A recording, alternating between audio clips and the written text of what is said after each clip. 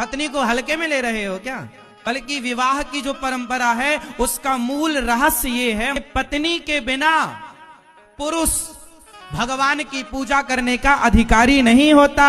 भगवान को पाने में हमारी पत्नी सहयोगी है।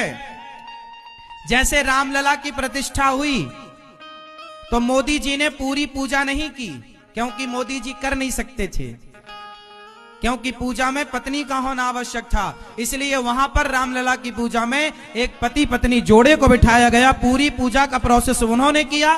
बाद में अंतिम प्रतिष्ठा में मोदी जी का केवल उपस्थिति थी। तो 6 दिन का जो पूजा थी उसमें मोदी जी नहीं बैठे। क्यों? क्योंकि तब बैठ सकते थे जब उनकी पत्नी उनके साथ हो। तो हमारी पत्नी हमें पूजा का अधिकार प्रदान करती है। हमारी पत्नी हमारे को ईश्वर की प्राप्ति में सहयोग करती है। बिना पत्नी के आप यज्ञ कर नहीं सकते। पत्नी को हल्के में ले रहे हो क्या? बल्कि विवाह की जो परंपरा है उसका मूल रहस्य ये है, पत्नी के बिना पुरुष भगवान की पूजा करने का अधिकारी नहीं होता।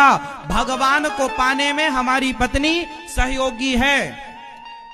जैसे रामलला की प्रतिष्ठा हुई तो मोदी जी ने पूरी पूजा नहीं की, क्योंकि मोदी जी कर नहीं सकते थे, क्योंकि पूजा में पत्नी का होना आवश्यक था। इसलिए वहां पर रामलला की पूजा में एक पति पत्नी जोड़े को बिठाया गया। पूरी पूजा का प्रोसेस उन्होंने किया।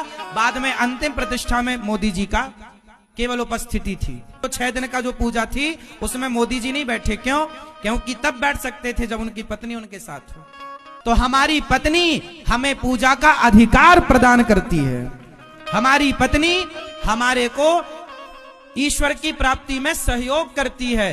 बिना पत्नी के आप यज्ञ कर नहीं सकते।